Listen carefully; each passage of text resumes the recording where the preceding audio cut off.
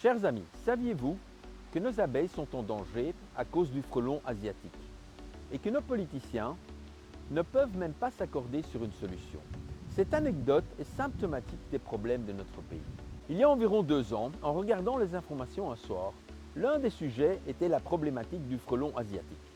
Je ne le savais pas non plus, mais la présence de cette espèce de guêpe exotique dans nos régions est problématique pour nos insectes pollinisateurs indigènes comme l'abeille. Un journaliste a interviewé la ministre flamande compétente et elle a expliqué son plan d'action. Ensuite, ce fut le tour de la ministre fédérale, responsable de la même matière, de défendre sa stratégie. Je n'en croyais pas mes oreilles, les deux dames déclaraient calmement à peu près exactement l'opposé l'une de l'autre. Comme s'il y avait des frelons asiatiques flamands et fédéraux, sans parler de ceux de Bruxelles, de Wallonie et de la communauté germanophone. Je vous raconte cette anecdote parce qu'elle est à mes yeux symptomatique des problèmes de notre pays. Un peu d'histoire sur notre pays est nécessaire pour que vous compreniez de quoi il s'agit. La Belgique a été fondée en 1830. Un an plus tard, la constitution originale de la Belgique unitaire a été adoptée. Beaucoup d'entre vous se demanderont probablement ce qu'est une constitution et quelle est son importance pour chacun d'entre nous. Eh bien que cela soit rarement mentionné, une constitution est le texte de base pour l'organisation d'une société. Comment notre pays est-il structuré? Que représente notre société? Quels sont les droits et devoirs de chacun d'entre nous?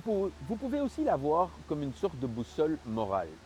Ce n'est pas abstrait, c'est au contraire très concret et sans s'en rendre compte, cela influence notre vie quotidienne. Notre constitution originale a parcouru un long chemin. Dans les années 70-80, on a commencé à régionaliser l'État unitaire belge. Mais ce n'est que depuis la 4e réforme de l'État en 92-93 qu'on peut vraiment parler de l'État fédéral belge. Je ne vais pas me prononcer ici sur l'utilité de ce processus de fédéralisation. Je ne veux pas non plus prétendre que cela ne découlait pas d'un certain idéalisme visant à mieux adapter notre système à la réalité.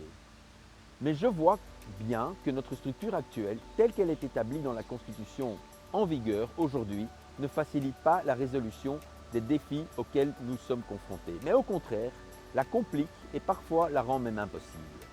Beaucoup d'entre vous, surtout en Flandre, sont en faveur d'une régionalisation plus poussée de notre pays.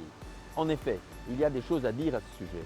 Des régions indépendantes devraient en principe être plus à même de répondre efficacement aux défis d'aujourd'hui. Cependant, notre système actuel, avec des compétences à différents niveaux, freine notre développement. Aucun défi essentiel n'est résolu parce que notre structure étatique, avec 3 régions, 3 communautés et 6 gouvernements, empêche toute solution. Nous avons l'équivalent de 9 ministres responsables de notre santé, 4 ministres pour le climat, etc., etc. En principe, nous pouvons faire 2 choses. Nous pourrions transférer toutes les compétences aux États fédérés pour ainsi démanteler complètement le gouvernement fédéral et le rendre de facto superflu. Ou nous pourrions ramener toutes les compétences au niveau fédéral pour n'avoir qu'un seul gouvernement. Je suis un fervent défenseur de la deuxième option, et ce pour des raisons pratiques et de fond. Les 2 options nécessitent une révision approfondie de la Constitution, pour laquelle il faut trouver des majorités. Cela ne sera pas facile. Certains disent même que c'est impossible. Permettez-moi de citer Churchill à ce sujet. A pessimist sees the difficulty in every opportunity. An optimist sees the opportunity in every difficulty. Je pense que si nous allons profondément réformer en vue de créer une sorte de modèle de société idéale, il est souhaitable de le faire pour tout le pays et pour tous les Belges. Une belle histoire marquée par la liberté, l'épanouissement, l'empathie et les droits et devoirs est selon moi bénéfique pour tout le monde, que vous viviez au nord, au sud ou au centre de notre pays. Je pense aussi qu'il sera pratiquement plus facile de rallier chaque Belge à une nouvelle histoire optimale plutôt que de continuer à jouer la carte de la séparation. De plus, il me semble exclu que ceux qui détiennent les pouvoirs dans le sud du pays accepteront un jour que des matières essentielles comme les soins de santé, la sécurité sociale et les pensions soient séparées. Et ce sont justement ces matières qui coûtent énormément d'argent. On entend souvent dire que nous vivons dans un pays magnifique, où tout le monde bénéficie de soins de santé de qualité, d'un excellent système éducatif, de sécurité, etc. Ce qui n'est cependant pas mentionné, c'est que notre système repose sur le report du coût de tout cela aux générations futures. Le système où presque tout est gratuit ou à un prix minimal n'est malheureusement pas durable si nous ne parvenons pas à le financer. La Belgique souffre d'une dette colossale de plus de 600 milliards d'euros, ce qui est plus que notre PIB. De plus, le budget de notre pays présente un déficit structurel. En 2023, il était encore de 30 milliards d'euros, mais tous les indicateurs pointent vers une augmentation vers 40 milliards d'euros. Cela peut sembler abstrait pour beaucoup, mais un jour, et ce jour approche, nous devrons renverser la situation. Comment cela se fait-il et que pouvons-nous changer? Pour combler le fossé béant entre les recettes et les dépenses, vous pouvez en principe faire deux choses. Soit vous réduisez vos dépenses, soit vous augmentez vos recettes. Une combinaison des deux est bien sûr aussi possible. Je pense que je ne dis rien de nouveau en affirmant que le Belge qui travaille fait partie des personnes les plus taxées au monde. Les entreprises payent également généralement plus que leur juste part. En outre, il y a la TVA, les accises, le précompte immobilier, les taxes communales et les cotisations sociales diverses. Avant qu'un pain n'arrive sur table, au moins 10 taxes ont été prélevées. En principe, nous en obtenons beaucoup en retour. Une visite chez le médecin est quasiment gratuite. Notre éducation est fortement subventionnée pour que tout le monde puisse aller à l'école. Ceux qui perdent leur emploi bénéficient d'une allocation complète. Ceux qui tombent malades aussi. Des logements sociaux sont mis à disposition des personnes à faible revenu.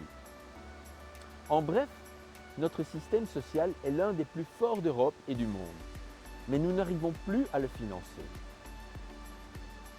Il n'y a en réalité pas de soutien pour augmenter encore les impôts pour le Belge qui travaille. Et étant donné que le Belge qui travaille est déjà surchargé, la cause du grand déficit ne se trouve pas non plus ici. Mais où alors? La réponse est simple. Nous sommes trop peu nombreux à contribuer. Le groupe des inactifs est trop important. Autrement dit, si tous ceux qui sont en mesure de contribuer le faisaient effectivement, la situation serait bien plus rose. Ce problème se pose tant au sommet qu'à la base de l'échelle sociale. Des solutions sont possibles, mais nécessitent du temps. Une solution miracle en 1, 2, 3, comme les politiciens le promettent parfois, n'existe pas. Mais nous avons le devoir de l'aborder. Et pourtant, il ne se passe presque rien. Je suis fermement convaincu que si nous réunissons toutes les compétences à un seul niveau, nous éliminons déjà beaucoup de barrières afin que les problèmes qui comptent vraiment puissent être abordés. C'est pourquoi Reset Belgium a été fondé et pourquoi nous avons réécrit la Constitution. Notre Constitution réécrite repose sur deux grands principes. Tout le monde se développe et tout le monde contribue. Pour permettre à chacun de contribuer activement à la création de richesses, tous les citoyens de notre pays doivent d'abord se développer au maximum. Cela signifie que chaque enfant, chaque adolescent, chaque parent, indépendamment du milieu social dans lequel il ou elle grandit, doit avoir toutes les chances de se développer au maximum. Le développement est l'épanouissement d'un individu en fonction de ses capacités. Le développement, c'est l'éducation, la culture, les compétences sociales et le sport. Le gouvernement fournit les moyens pour que chaque Belge puisse se développer dès la naissance. Chaque Belge doit bénéficier d'une éducation de qualité, adaptée à ses capacités et talents. Chaque Belge doit également se développer sur le plan culturel, apprendre des compétences sociales afin de pouvoir apporter une contribution positive à notre société. Et enfin, se développer également sur le plan sportif, car un esprit sain nécessite un corps sain. C'est l'engagement des moyens auxquels le gouvernement s'engage. Il faut littéralement déplacer des montagnes, mais cela en vaut vraiment la peine. En contrepartie, chaque Belge, lorsqu'il ou elle est en capacité de créer la valeur ajoutée, doit le faire effectivement. En d'autres termes, il n'est plus tenable qu'une partie considérable de la population refuse de participer à la création de valeur de notre pays. Vous ne pouvez pas bénéficier de services quasiment gratuits et refuser de contribuer votre juste part. Les citoyens développés apportent leur contribution au maintien et à l'amélioration de notre modèle de société. Travailler n'est pas obligatoire, mais créer de la valeur ajoutée l'est. Le gouvernement fournit à cet effet les outils de mise en œuvre nécessaires, des incitations et, si nécessaire, des mécanismes de contrainte. Je vous remercie de votre attention.